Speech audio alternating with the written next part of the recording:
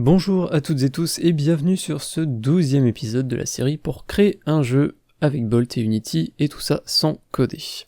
Aujourd'hui on va continuer ce qu'on a commencé à l'épisode précédent, à savoir travailler sur les ennemis, et aujourd'hui on va surtout parler d'intelligence artificielle. On va faire en sorte que notre ennemi se déplace et qu'il fasse tout ça de lui-même. Il va réagir à certaines situations, notamment deux chez nous. Si le joueur n'est pas proche de l'ennemi, alors l'ennemi va patrouiller, il va se déplacer de lui-même sur sa plateforme, et si le joueur est proche, alors l'ennemi va le prendre en chasse. Il va essayer de le poursuivre et d'entrer en collision avec lui pour lui faire des dégâts. Très rapidement, avant qu'on ne commence, je vous rappelle que toutes les vidéos que je réalise sur cette chaîne, y compris cette série, sont entièrement gratuites, et si cela est possible, c'est grâce à toutes les personnes dont les noms sont affichés sur la droite de l'écran. Ce sont les donateurs qui ont fait une ou plusieurs donations sur les sites Tipeee ou Utip. C'est grâce à ces donations, c'est grâce à ces dons que cette chaîne et son contenu restent entièrement gratuits sur YouTube. Si vous avez la possibilité et l'envie de me soutenir pour le travail que je fournis sur cette chaîne, eh bien vous pouvez les rejoindre en passant par les plateformes Tipeee ou Utip, les liens sont en description. Cela étant dit, passons à l'épisode d'aujourd'hui qui va être un petit peu long et un petit peu corsé. Comme je le disais, notre ennemi fera face à deux situations. Soit le joueur est loin, auquel cas il doit patrouiller vers la gauche ou la droite, soit le joueur est proche et l'ennemi va alors le prendre en chasse. C'est donc trois endroits vers lesquels l'ennemi peut se diriger. La droite, la gauche ou le joueur. On va donc créer une macro qu'on va ajouter à notre ennemi et qui va lui permettre d'aller dans toutes ces directions selon certains paramètres. On va donc créer une macro qu'on va pouvoir réutiliser, chose qu'on a déjà faite dans notre projet. On va donc pouvoir se rendre dans le dossier macro, on va faire un clic droit, create, bolt, flow macro, et on va l'appeler enemy walk. Vous pouvez sélectionner cette macro, de cette manière on sera directement avec le graphe ouvert, on va pouvoir travailler dessus immédiatement. Vous voyez dans le coin supérieur gauche qu'on est bien sur enemy walk. Et de manière générale, cette macro, elle va donc gérer, comme son nom l'indique, le walk, le déplacement, la marche de notre ennemi. Et c'est une macro qui va beaucoup ressembler à celle de notre joueur parce que ce sont sensiblement deux éléments qui sont quasiment les mêmes. Notre ennemi, il va pouvoir se déplacer, comme notre joueur, il va avoir un système de flip pour regarder dans une direction ou l'autre, il aura également des animations, bref, il aura beaucoup de points communs avec notre joueur. On va donc passer assez rapidement sur certaines parties de ce graphe qui va, comme je l'ai dit, ressembler beaucoup à celui du joueur qu'on a créé au tout début de la série. Donc, en théorie, vous devriez maîtriser tout ça. Et comme je le disais, on va réutiliser cette macro selon la direction vers laquelle va se diriger l'ennemi. C'est pourquoi on va donc commencer par faire un clic droit, et on va ajouter une node input, in nesting, donc c'est ce qui est entre parenthèses ici. Sur la droite, dans le Graph Inspector, on va ajouter une value input, qui sera la direction. On va donc passer à ce graphe la direction dans laquelle va se diriger l'ennemi. Cette valeur, elle sera de type float, et on va mettre une valeur par défaut à 0, qui veut dire que par défaut, l'ennemi n'ira ni vers la droite, ni vers la gauche. Si jamais l'ennemi va vers la droite, cette valeur sera positive, c'est ce qu'on a vu lorsqu'on parlait du joueur, lorsqu'on l'a mis en place. Sur Unity, le fait d'aller vers la droite c'est la valeur positive, et le fait d'aller vers la gauche c'est la valeur négative. Donc comme pour le joueur, si direction est positive, c'est que l'ennemi va vers la droite, si c'est négatif, il va vers la gauche, et si c'est à 0, il ne bouge pas. En revanche, il faut bien comprendre que la valeur qu'on va passer ici, c'est uniquement la direction, et non pas une vitesse. Ce qui veut dire que la valeur qu'on va envoyer ici, il va falloir la normaliser. Le but de la normalisation, c'est de garder le signe, mais de passer la valeur reçue à 1, ou moins 1 du coup. Sauf évidemment si on passe la valeur 0, comme je le disais, si l'ennemi ne bouge pas, auquel cas, la normalisation retournera 0. Ça nous permettra en fait, juste après, de pouvoir multiplier la direction vers laquelle on va par la vitesse. Créons notre graphe, ce sera beaucoup plus simple une fois terminé. Donc comme je le disais, cette valeur qu'on va passer, on va la normaliser. Donc on va appeler normalize. On n'a rien à préciser pour cette node normalize, Unity sait ce qu'il a à faire. Et une fois la valeur normalisée, on va, comme je l'ai dit, la multiplier, donc on va appeler multiply dans math generic. Ce sera notre valeur A ou notre valeur B, ça n'a pas d'importance. Alors pour rendre ça plus propre, moi je vais mettre la valeur en B, Ça évitera que les liaisons se croisent.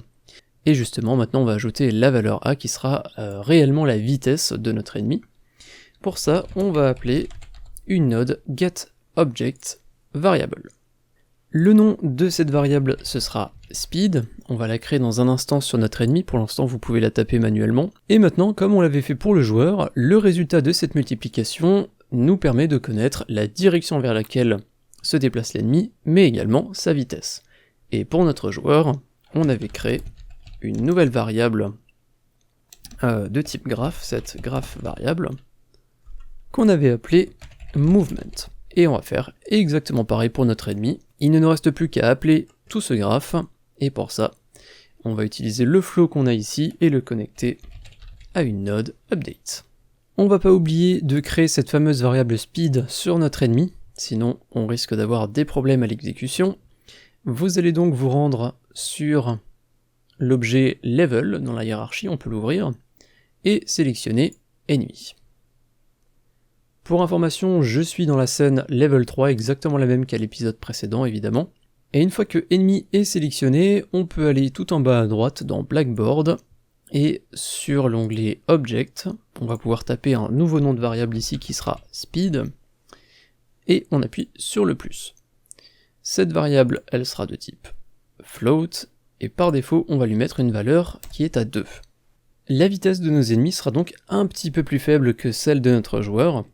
On va surtout pas oublier de retourner sur notre ennemi dans la hiérarchie, et dans l'inspecteur, tout en haut, on va faire un override apply all. Comme ça, la variable speed qu'on vient de créer, qui est juste ici, elle sera ajoutée à tous les ennemis de notre jeu. Et donc tous pourront se déplacer et patrouiller dans la scène. On va retourner dans le graphe sur lequel on travaille, donc en bas à gauche dans Project, on va choisir Enemy Walk et on va continuer là où on s'était arrêté. Je vais faire un CTRL-clic gauche pour créer un groupe visuel, pour qu'on puisse s'y retrouver. Et je vais mettre Calculate, Direction and Movement.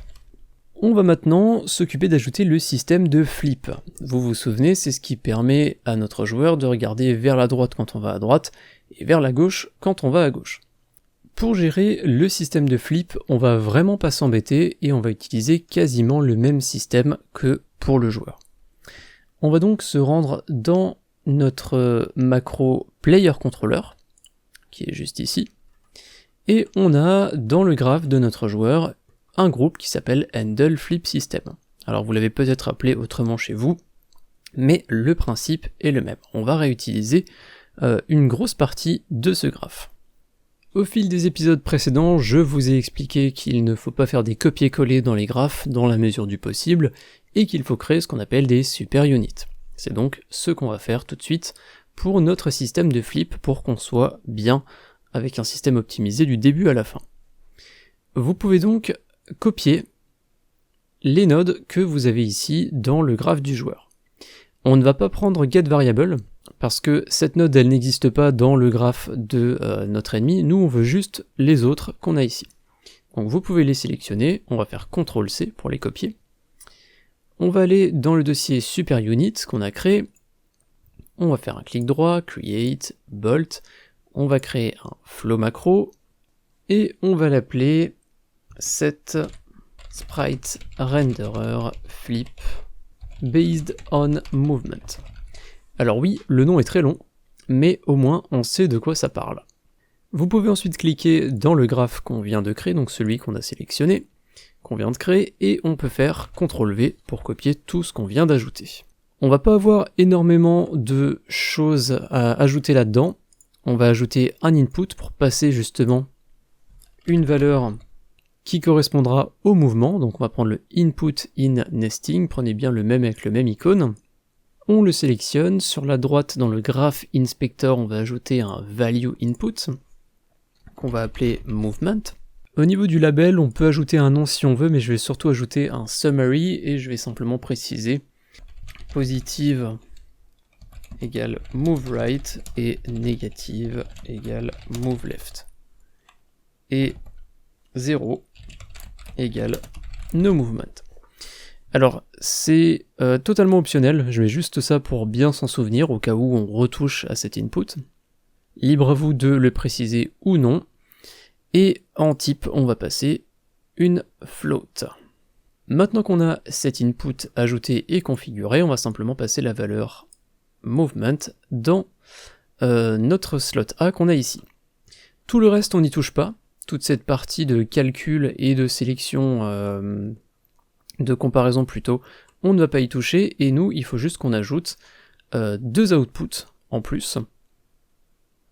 C'est celui de branche ici, au cas où la valeur ici est true, et c'est également ici l'output flow du setFlipX.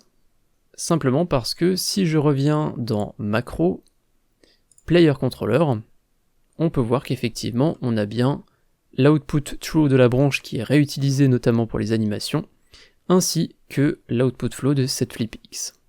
Donc il faut également qu'on puisse faire des connexions depuis la super unit.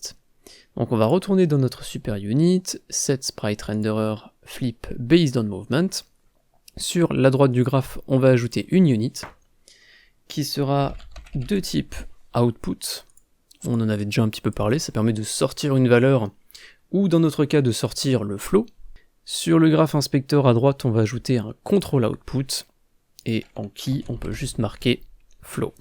L'action du setFlipX, elle est effectuée ici, qu'on l'ait faite ou non, on veut passer à la suite, ce qui veut dire qu'on va connecter le setFlipX ainsi que la branche ici à notre flow.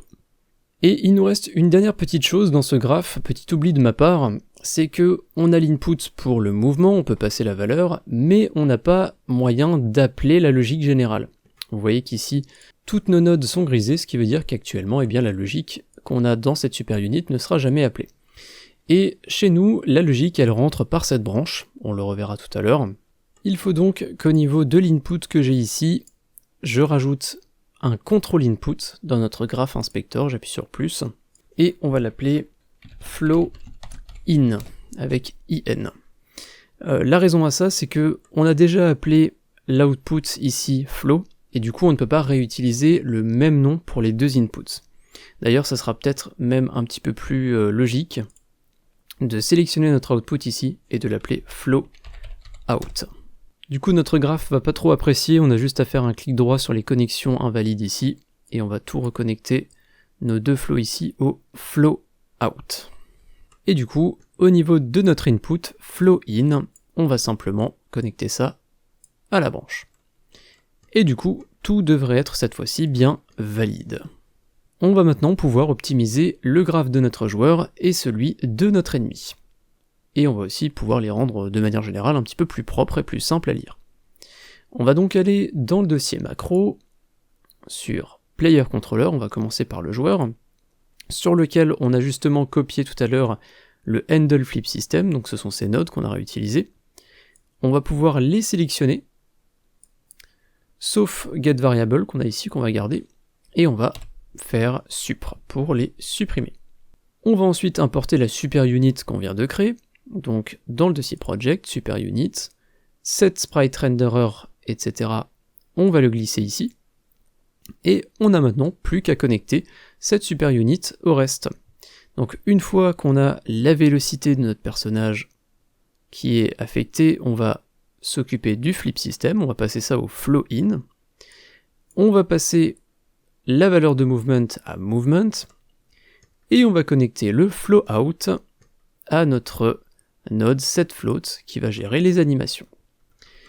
Et on se retrouve avec un système quand même beaucoup plus simple. Au lieu d'avoir toutes ces nodes qui apparaissaient ici, eh bien on n'a plus qu'une, on a juste cette super unit qu'on va pouvoir d'ailleurs réutiliser pour l'ennemi.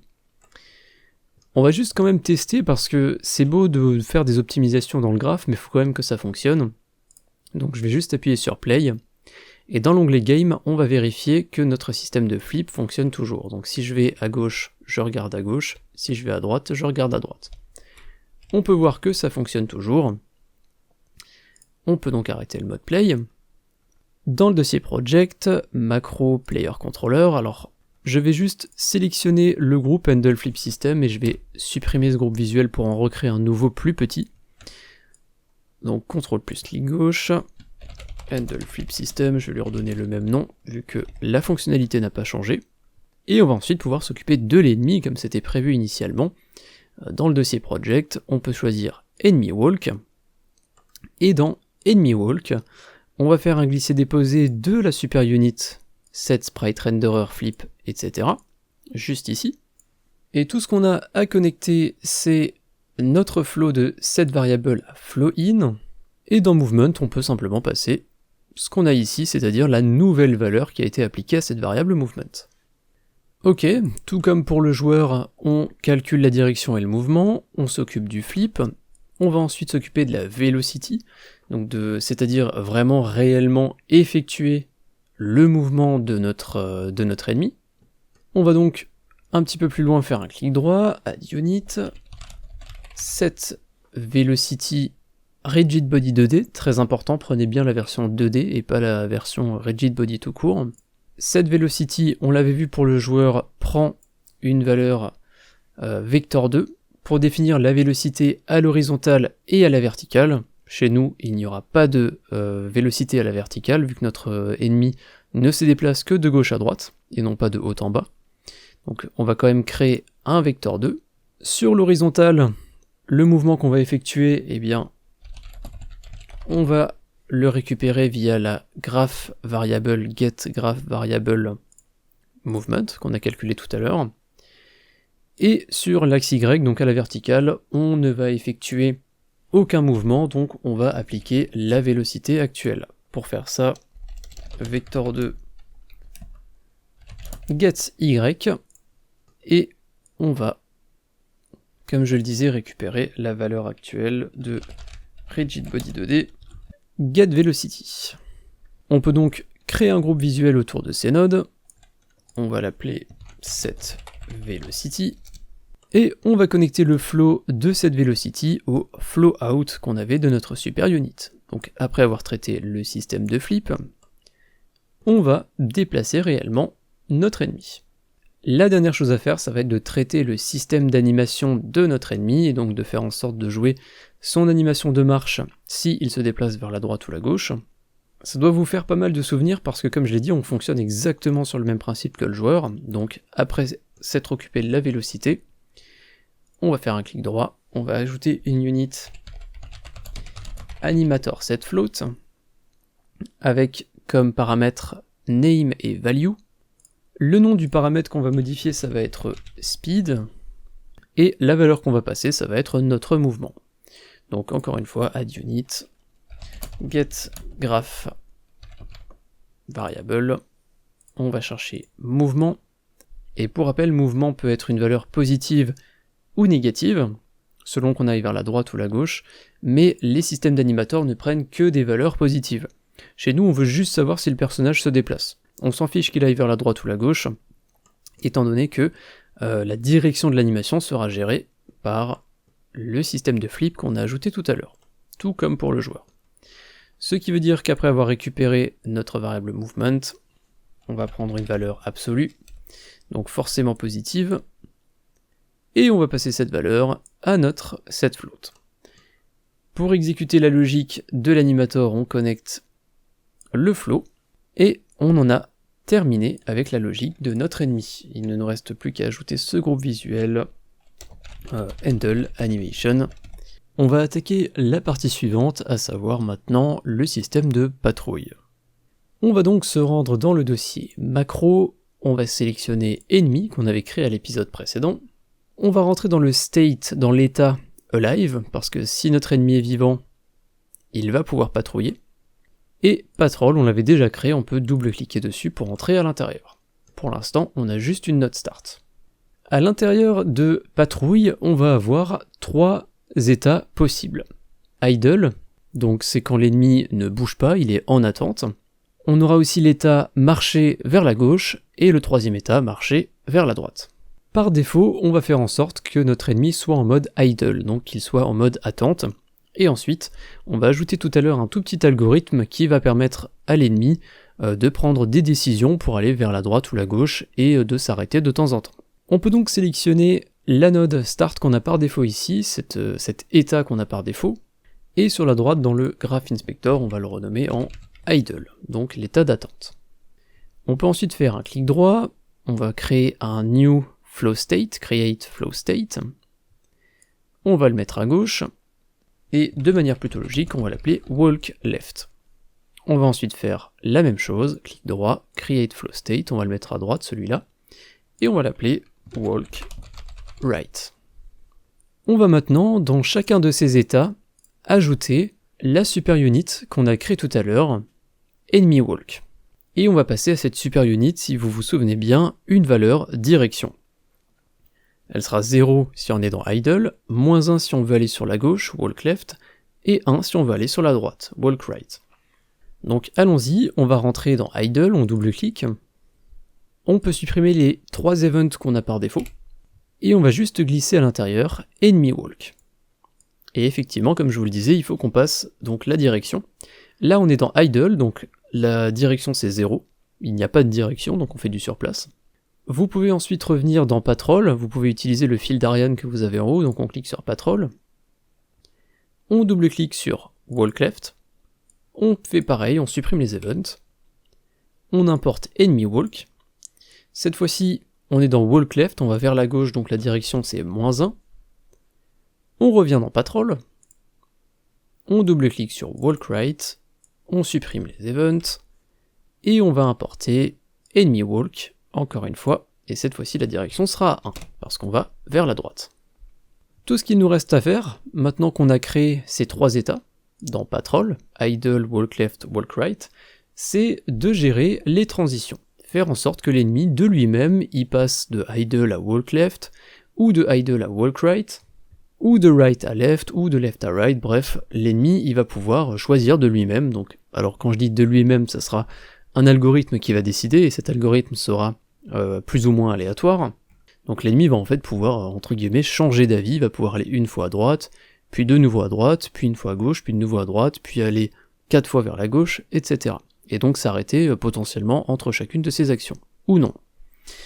On va donc dans le dossier macro, créer une nouvelle flow macro, qu'on va appeler enemy change mind, donc l'ennemi qui change d'avis.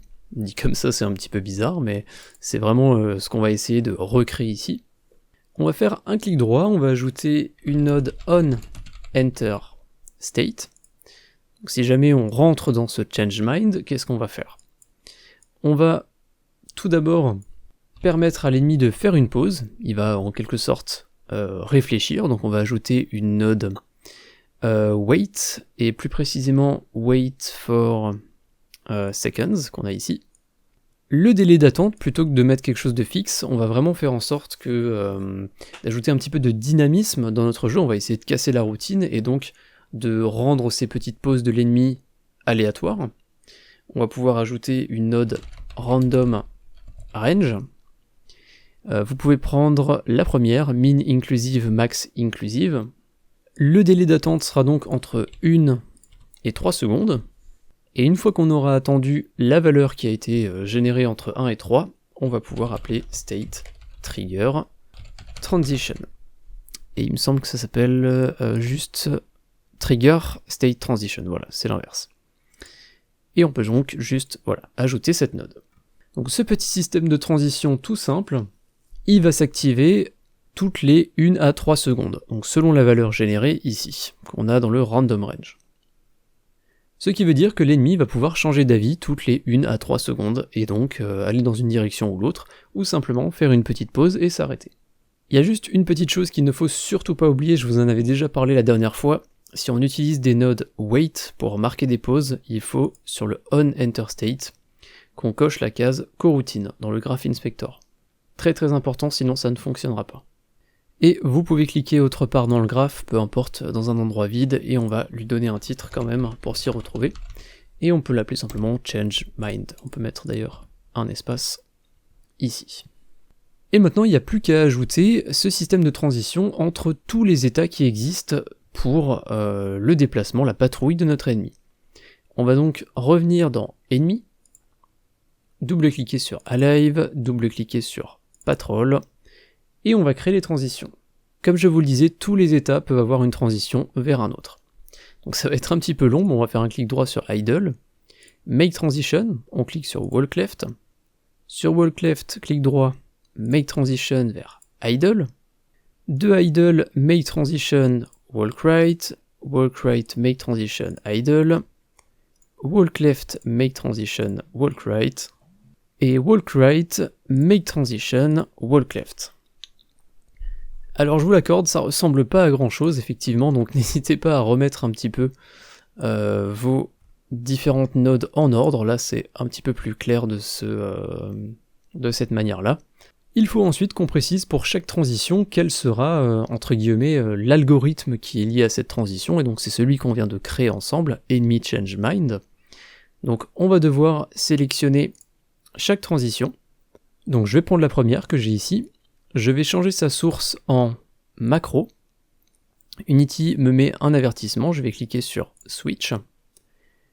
Et dans la macro qu'on peut glisser ici, je vais simplement glisser enemy change mind qu'on vient de créer tout à l'heure. Et on va devoir faire la même chose pour toutes les autres transitions. C'est malheureusement un petit peu redondant parce que le multi-editing n'est pas supporté. Si vous sélectionnez plusieurs transitions en même temps dans le Graph Inspector, on va vous dire que le multi-element editing n'est pas supporté. Donc c'est un petit peu désagréable, mais bon, heureusement on n'a pas tellement de transitions à faire. Donc vous prenez l'autre transition, vous passez en macro, vous acceptez l'avertissement, et vous glissez enemy change mind. Et vous faites exactement pareil pour tous les autres. Je vais vous épargner ça et je vous fais donc un petit accéléré.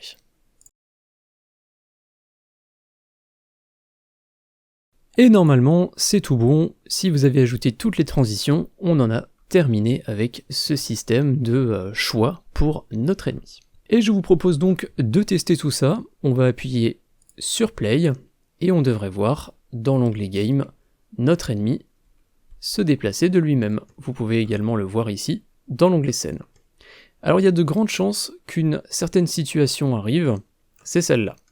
C'est que l'ennemi tombe de sa plateforme et commence à se déplacer sur les pics. Alors sur l'ennemi, on ne vérifie pas sa collision avec les pics, donc l'ennemi ne peut pas s'éliminer lui-même, heureusement, mais comme vous pouvez l'imaginer, c'est un petit peu embêtant. Si on met l'ennemi sur une plateforme, on préférait qu'il reste sur la plateforme jusqu'à rencontrer le joueur, et non pas qu'il tombe de lui-même. Je vais donc arrêter le mode play, et on va ajouter le nécessaire pour corriger ce problème. Alors comment est-ce qu'on va faire pour traiter ce cas? Comment est-ce qu'on va faire pour détecter qu'un ennemi approche du bord d'une plateforme et donc il doit absolument s'arrêter au risque, sinon, de tomber? Eh bien si vous vous souvenez bien, on a ajouté sur notre joueur un système qui s'appelle le ground check. C'est un système qui va en fait tirer une ligne depuis notre personnage vers le bas et qui va vérifier qu'il y a une plateforme. Nous, on utilise ce système pour éviter que le joueur puisse sauter à l'infini. On avait fait en sorte que si ce ground check ne détecte rien sous le joueur, plus précisément une plateforme, s'il n'y a pas de plateforme sous le joueur, alors ce dernier ne peut pas sauter. Eh bien, on va pouvoir utiliser une technique similaire pour notre ennemi, on va tirer un trait, mais cette fois-ci on va pas le tirer depuis le centre de notre ennemi, mais avec un petit décalage sur la droite et sur la gauche. Et si on se rend compte que ce raycast ne touche rien, qu'il ne touche pas une plateforme, ça veut dire que l'ennemi est au bord de cette dernière, et donc qu'il doit absolument s'arrêter, sinon il va tomber de la plateforme. Et comme je vous l'ai dit, on a déjà un système de ground check pour notre joueur qui fonctionne quasiment de la même manière que ce dont on a besoin, et on va donc simplement le faire évoluer.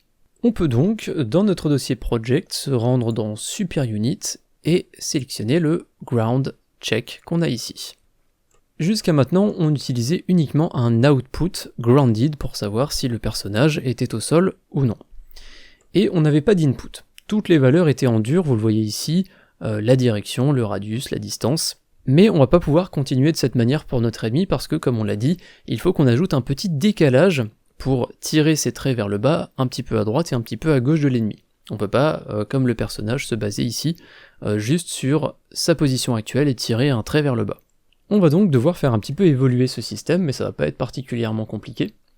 On va faire un clic droit sur la gauche et on va ajouter un input pour pouvoir passer des valeurs à cette super unit. Dans le Graph Inspector, on va ajouter 3 values. Une première, qu'on va appeler offset, pour créer justement littéralement le décalage, sur la droite ou la gauche, qui sera de type vector2. On va mettre une valeur par défaut à 0,0, on va ajouter une deuxième value, qui sera cette fois-ci radius, qui sera de type float. On va mettre une valeur par défaut à 0,3. Cette valeur radius, on va la passer tout à l'heure au radius qu'on a ici, simplement, hein, le paramètre du même nom, d'où la valeur par défaut à 0,3. Et dernière valeur à ajouter, ce sera distance, qui sera également une float, également avec une valeur par défaut à 1,1, et celle-là, c'est celle qu'on a ici actuellement en dur. Donc ne faisons pas durer le suspense plus longtemps, hein, je vous ai dit à quoi serviront ces deux inputs, donc radius on va le passer à radius, et distance on va le passer à distance. On va faire un petit peu de décalage pour rendre ça plus propre. Et on va voir une petite chose à faire évoluer dans ce graphe, et c'est justement la valeur origine qu'on passe au circle cast. Donc là où on va créer ce fameux cercle de détection. Actuellement, là où on va créer ce cercle, cette détection, c'est sur l'objet actuel. On va partir du centre de l'objet actuel, et on va utiliser ensuite direction qu'on a ici. Sauf que comme on l'a dit, cette fois-ci, on a un système de offset. On doit pouvoir créer un petit décalage, on ne veut pas forcément partir du centre du personnage pour faire notre détection. On veut pouvoir partir un petit peu à gauche ou un petit peu à droite. On va donc retirer la connexion qu'on a entre transform get position et origine, mais on ne va pas supprimer cette node, parce que ça va rester notre référence de base, on va prendre l'objet actuel, par contre, on va lui additionner le décalage, le offset qu'on a ici. Pour ça, il n'y a rien de très compliqué. On va créer une unit add, on va littéralement faire une addition. Alors par contre, il faut choisir le bon parce que vous voyez qu'il y en a pas mal dans la liste, et comme je vous l'ai dit, chez nous, on va notamment additionner des vector2. Vous voyez dans la liste qu'on a deux add avec entre parenthèses mat/vector2. Nous, on va prendre le premier. Vous voyez en bas qu'on a trois éléments qui sont précisés, A, B et A plus B, alors que dans l'autre, on a juste la somme. Chez nous, on va donc prendre le premier avec A, B et A plus B. Et normalement, vous avez la node qui doit ressembler à ça. Notre valeur A sera la valeur de base, donc la position du personnage qu'on a actuellement. La valeur B, ce sera le offset, qu'on passera dynamiquement. Et le résultat, c'est celui qu'on va envoyer dans l'origine. Et rien qu'avec ça, on aura notre système qui devrait fonctionner pour notre joueur, mais également pour notre ennemi, selon les paramètres qu'on va passer. On n'a plus rien à faire dans le ground check, mais il nous reste à appeler justement ce ground check sur notre ennemi. Et on va devoir créer une transition qui va faire en sorte, en gros, que si notre ennemi approche du bord de la falaise, eh bien, qu'il soit entre guillemets prévenu et qu'il n'aille pas dans la direction où il pourrait tomber. On va donc se rendre dans le dossier macro, on va faire un clic droit et on va créer justement un nouveau flow macro, une nouvelle flow macro, qu'on va appeler enemy reach edge. Donc ennemi a atteint la corniche, la limite. On sélectionne cette macro, on va glisser à l'intérieur notre super unit ground check. Les valeurs qu'on a ici, on les modifiera dans un petit instant. La valeur qu'on a ici, elle va représenter donc si on trouve un sol ou non, c'est-à-dire que si on a une valeur true, tout va bien, l'ennemi peut toujours se déplacer dans les directions. Par contre, si on a une valeur false, ça veut dire qu'il n'y a plus de sol, et donc que l'ennemi ne doit pas continuer dans la direction vers laquelle il va. Donc selon la valeur de grounded, il va falloir qu'on effectue des actions. On va donc pour ça utiliser une branche, clic droit, add unit, branche. On passe la valeur grounded à la branche, et dans le cas où c'est false, donc qu'il n'y a plus de sol dans la direction vers laquelle va l'ennemi, on va faire un trigger state transition pour activer une transition. Il faut qu'on puisse lire ce code parce que vous voyez qu'actuellement il est grisé, le flow n'est pas appelé, et pour ça on va ajouter une node late update. Qu'est-ce que late update? Eh bien, c'est un petit peu comme update, ça va nous permettre de lire en permanence, à la différence que late update se lit après la méthode update qu'on a de base.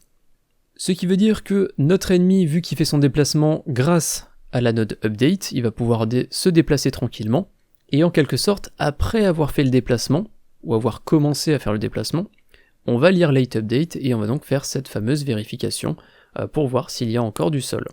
Maintenant qu'on a la logique de base, il faut juste qu'on sache quelles sont les informations à passer à notre super unit GroundCheck. Alors en soi, radius et distance, on va les attribuer ici en dur, donc c'est encore une fois des valeurs que moi je vais vous donner. Pour le radius, on va mettre 0,1 parce que notre ennemi est quand même plus petit que le joueur, qui lui est à 0,3. Et distance, on va le mettre à 1. La seule chose qu'on a à calculer dynamiquement, c'est l'offset. Pour une question d'optimisation, on va faire en sorte de faire le check à droite du personnage, à droite de l'ennemi s'il va vers la droite, et à gauche s'il va vers la gauche. Dans notre cas, c'est inutile de faire le check à droite et à gauche en même temps, parce que le personnage il peut que aller dans une direction. Donc il faut qu'on sache déjà de base dans quelle direction va le personnage. Alors ça, on le sait dans les autres graphes qu'on a créés tout à l'heure, notamment grâce à Movement, mais Movement n'est pas accessible dans ce graphe, parce que c'est une variable qui n'est accessible que dans notre graphe Enemy Walk, qu'on a ici. On peut le voir ici, on récupère la variable du graphe qui s'appelle Movement. Mais du coup, cette variable Movement, on n'y a pas accès dans Enemy Reach Edge. Donc il faut qu'on trouve un moyen dans ce graphe pour savoir dans quelle direction va notre ennemi.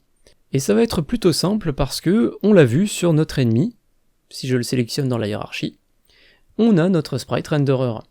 Et notre sprite renderer, si le flip X n'est pas activé, c'est qu'on va vers la droite, et si le flip X est activé, c'est que l'ennemi va vers la gauche. Donc on va pouvoir se baser sur la valeur de ce flip X pour faire le check à droite ou à gauche. Donc allons-y, on va retourner dans Enemy Reach Edge. On va faire un clic droit, Add Unit. On va mettre un Get Flip X, Sprite Renderer Get Flip X. On va faire un clic droit, on va utiliser une branche. On va passer la valeur à cette branche. On va mettre ça de côté pour l'instant, et on va juste s'occuper de la partie calcul. Donc le offset qu'on doit passer, forcément, c'est un vecteur 2. On le voit par l'icône ici et par les deux valeurs attendues. Donc on va créer une node create vector 2 qu'on a ici. Le vecteur qu'on va générer grâce au calcul, on va le passer à notre super unit, et justement, on va s'occuper maintenant de faire ce calcul. Alors, petite erreur de ma part, c'est pas une branche qu'on veut, c'est bien un select qu'on va ajouter. On va passer donc la valeur de getFlipX. Si on est sur true, ça veut dire qu'on va vers la gauche. Donc ici, on va prendre une int integer littérale, qu'on va mettre à -1, vu qu'on va vers la gauche. Et si c'est false, on va prendre une integer littérale, qu'on va mettre à 1. La valeur qu'on va récupérer, donc -1 ou 1, on va la récupérer grâce à ce select, du coup, en output. Et on va aller la multiplier. On va faire un multiply de type math générique. Et on va donc passer la valeur -1 ou 1 dans A. On va multiplier cette valeur par une float littérale qui sera en dur à 0,5. Et le résultat qu'on a ici, alors j'ai pris la mauvaise node vector2 create, encore une petite erreur décidément, cet épisode est un petit peu long et un petit peu éreintant. Donc on va faire un clic droit, on va de nouveau ajouter une node de type create vector2, mais cette fois-ci je vais prendre le bon, avec le x et y ici, en input. Et le résultat de ce a fois b, on va le mettre dans x. Et ensuite, le vecteur qu'on aura généré, on va le passer dans l'offset. Alors, pourquoi est-ce qu'on a fait ça? Pourquoi est-ce qu'on fait une multiplication par 0,5? Eh bien tout simplement parce que si notre personnage va vers la droite, on aura la valeur 1 qui sera passée à multiply, et on va multiplier 1 par 0,5, ce qui va nous donner 0,5. Et ce 0,5 va représenter le décalage vers la droite à laquelle on va faire le check. Donc concrètement, si notre ennemi est ici, on va aller de 0,5 unités vers la droite, donc ça va être grosso modo à peu près là, et on va faire notre check à ce niveau-là pour voir s'il y a encore un morceau de plateforme. S'il y en a un, le personnage, l'ennemi, pourra toujours aller vers la droite, s'il n'y en a plus, il ne pourra plus y aller. Et ce sera exactement pareil pour le côté gauche. sauf que cette fois-ci ce sera moins 1. Et si on fait moins 1 fois 0,5, on obtiendra moins 0,5, donc pareil, on va aller vérifier 0,5 unités à gauche de notre ennemi s'il y a un sol, s'il y a une plateforme. Et le résultat sera le même, si on a une, il peut continuer d'aller à gauche, s'il n'y en a pas, il ne pourra pas continuer. Voilà le fonctionnement de ce petit graphe qu'on a créé juste ici. Il va simplement nous permettre de créer le décalage à gauche ou à droite de l'ennemi selon la direction vers laquelle il va. Pour finir, ce qu'on vient de créer ici, cette transition qu'on vient de créer, il nous suffit maintenant de l'ajouter à notre système de patrouille, de notre transition dans les patrouilles. Donc on va faire ça, on va aller dans Ennemi, Alive, Patrol, et ici on avait ajouté donc nos différentes transitions tout à l'heure pour passer aléatoirement de l'une à l'autre. Logiquement, notre ennemi, il ne devrait pouvoir atteindre le bord d'une plateforme que en allant vers la droite ou en allant vers la gauche. Donc on va juste créer des transitions entre left et right, on va pas traiter le cas avec idle, qui ne devrait jamais arriver. On va donc faire un clic droit sur walk left, on va créer une transition vers walk right, et l'inverse, on va créer une transition de walk right à walk left. On sélectionne les transitions qu'on vient de créer, on va passer leur mode en macro, on accepte l'avertissement, et on va glisser le Enemy Reach Edge. Pareil pour l'autre transition, on la sélectionne, type macro, on accepte, on glisse Enemy Reach Edge, et on devrait logiquement être bon maintenant à ce niveau-là. On peut tester ça, alors je vais utiliser la vue scène, je vais me mettre bien sur la plateforme de l'ennemi, et je vais appuyer sur Play. On va tester ça.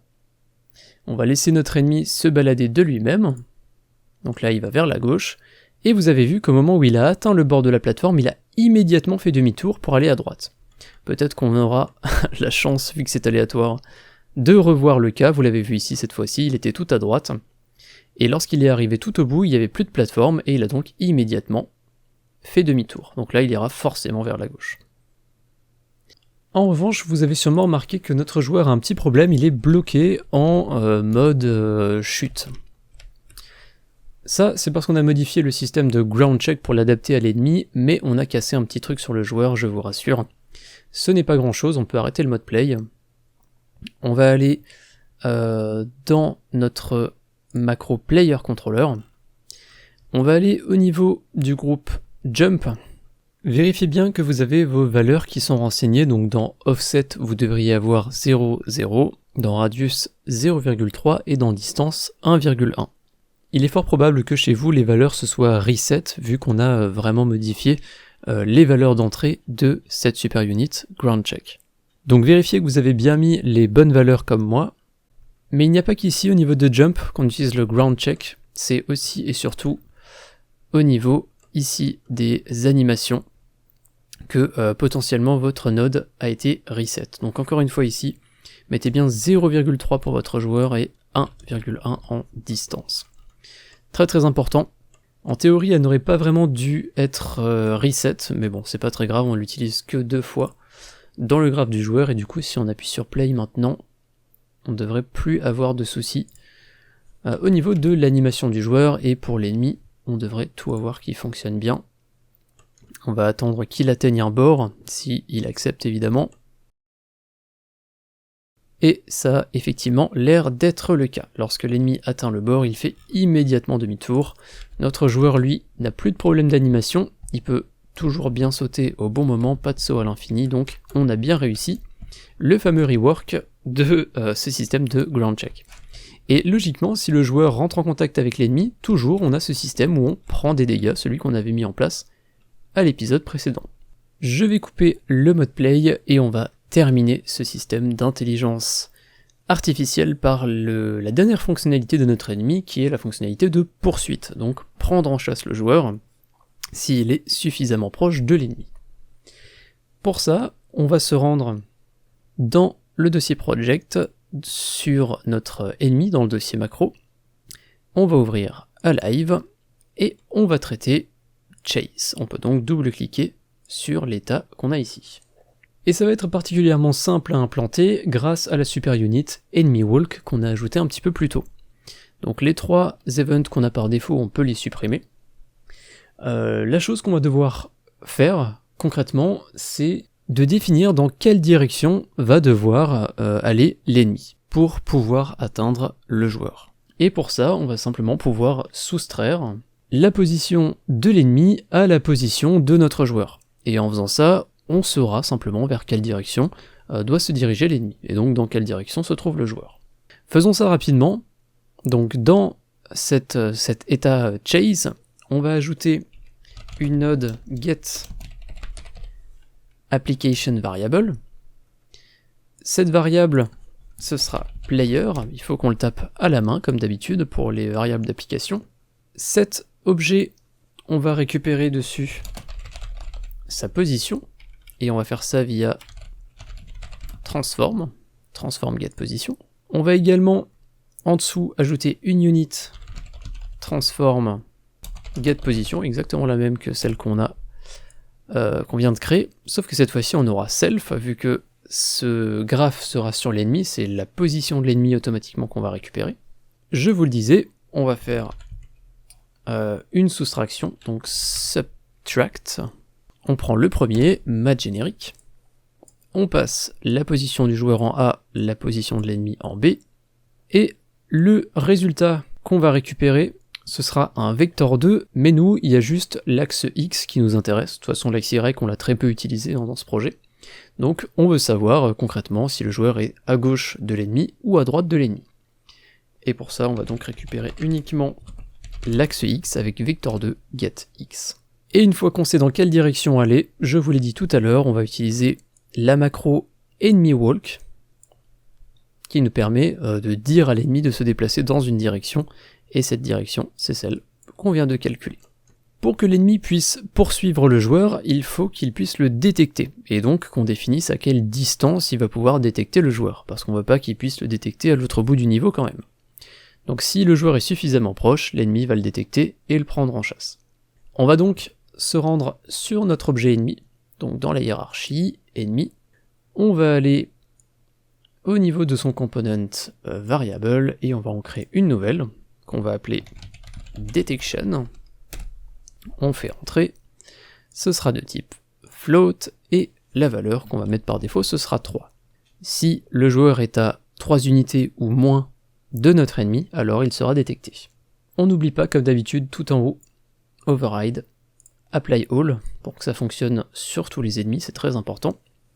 On peut ensuite retourner dans le dossier project dans ennemi, donc on sélectionne ennemi, on va aller dans alive, et on va sélectionner la transition qui va de patrouille vers chase. Et on va double-cliquer dessus pour l'ouvrir. Le but, ça va être d'activer cette transition, comme je le disais, si le joueur est suffisamment proche de l'ennemi. On va donc devoir faire un petit calcul, pour justement calculer combien d'unités il y a entre notre joueur et notre ennemi, combien de mètres en fait, tout simplement entre les deux éléments.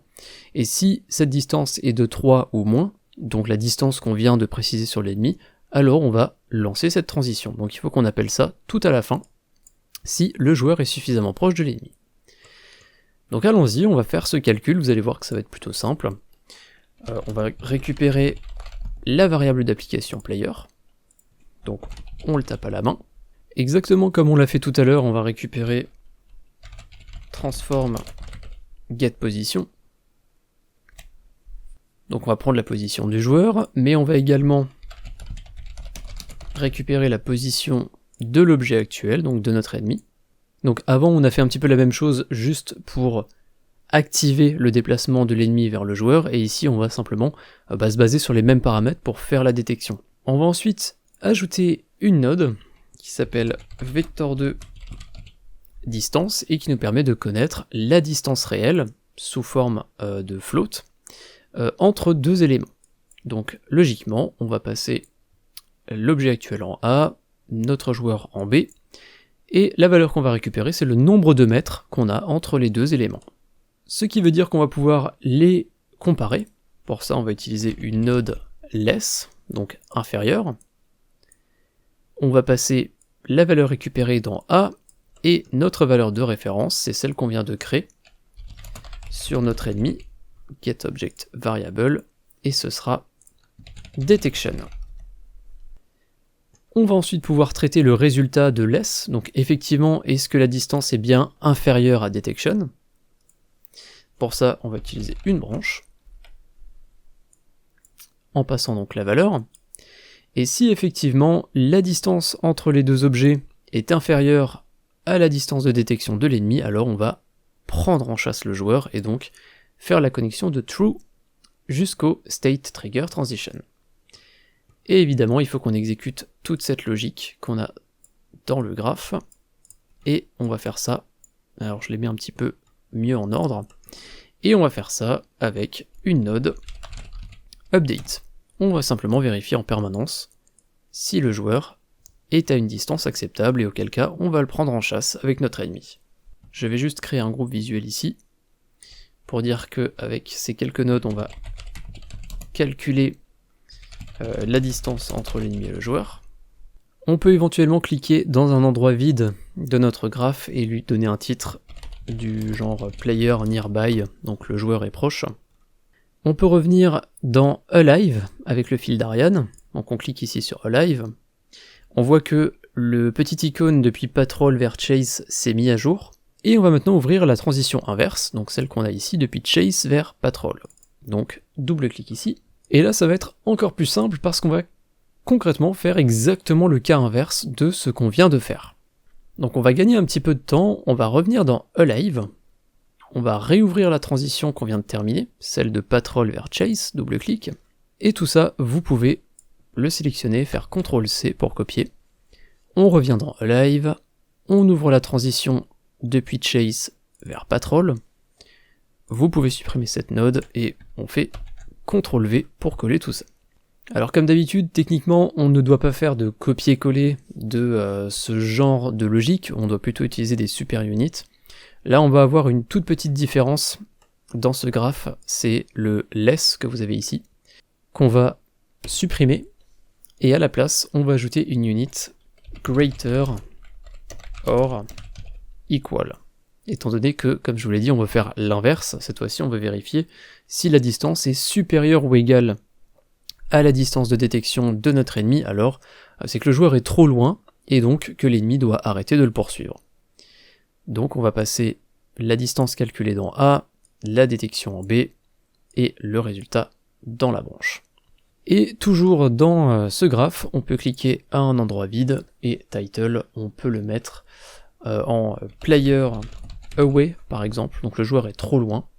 Et maintenant on va pouvoir tester. Alors j'ai mis une vue générale à gauche dans la scène pour qu'on puisse voir ce qui se passe au niveau de l'ennemi. Et si je me mets à côté de lui ici, on le verra peut-être un petit peu mieux. Vous voyez, je vais à droite, il va à droite, je vais à gauche, il va à gauche, et mon ennemi va vraiment tout faire pour rentrer en contact avec moi. J'en profite juste pour ajouter un petit bonus par rapport à ce que je viens de montrer. Vous voyez que si l'ennemi, je suis assez proche de lui, il ne va pas hésiter à tomber de la plateforme pour essayer de m'attraper. Ce qui peut amener à cette éventualité où j'ai réussi à faire tomber l'ennemi tout en étant tranquillement, en ce qui me concerne, sur les plateformes. Donc si vous voulez faire en sorte que l'ennemi abandonne la poursuite si vous passez sur une autre plateforme, eh bien le moyen de faire ça est très simple. Toujours dans Enemy Alive, à ce niveau-là, vous pouvez créer une transition depuis Chase vers Patrol. Cette transition, vous la passez en mode macro, vous faites switch, et vous avez juste à ajouter ici le enemy reach edge dans la macro. Et de cette manière, lorsque l'ennemi va arriver en bord de plateforme, quoi qu'il arrive, il ne vous suivra pas si vous partez. Donc là je me mets vraiment au bord, vous voyez que je saute sur la plateforme d'avant, l'ennemi s'est arrêté. Il ne m'a pas suivi bêtement dans le vide, et il n'est donc pas tombé. Vous voyez, même si j'essaye de l'attirer au maximum en me rapprochant de lui, il ne tombera jamais. Parce qu'il est conscient du danger. Et cette fin de vidéo boucle ce chapitre sur l'intelligence artificielle, une vidéo beaucoup plus longue que les autres, je vous avais prévenu, mais comme je vous l'ai dit, les vidéos sont découpées par chapitre, je préfère faire tout ça en une fois. Maintenant, l'intelligence artificielle est derrière nous. Au prochain épisode, on fera en sorte de pouvoir éliminer ces ennemis qui peuvent vraiment être embêtants maintenant, hein, parce que vous voyez qu'ils peuvent nous bloquer le chemin. Donc dans ce cas par exemple, je ne pourrais pas atteindre la plateforme sans être blessé. Et le but, ça va donc être d'ajouter à notre personnage de quoi se défendre pour se débarrasser des différents ennemis qu'il rencontrera dans le niveau. Merci de m'avoir suivi jusqu'à la fin, cet épisode a clairement été le plus difficile et le plus éreintant à enregistrer, plusieurs heures de tournage, même si pour vous c'est beaucoup plus court après le montage. J'espère que l'épisode vous a plu. Comme d'habitude, si vous souhaitez me soutenir pour mon travail, vous pouvez le faire sur Tipeee et Utip, vous avez les liens en description. Si vous avez la possibilité de donner quelque chose, que ce soit 10€, 5€, 1€, quel que soit ce montant, eh bien c'est toujours accepté avec grand plaisir, chaque euro peut faire la différence. Merci de m'avoir suivi jusqu'à la fin, un grand merci à tous les tipeurs du mois dernier qui sont affichés à droite de l'écran. Donc merci à Alan Lee, David, Spyprog, Tolga et Shashan. J'ai très hâte de vous retrouver pour le prochain épisode de la série. Rendez-vous dans une petite semaine pour ceux qui suivent la série lors de sa sortie, et pour ceux dont la série est déjà sortie entièrement, eh bien à tout de suite. Salut.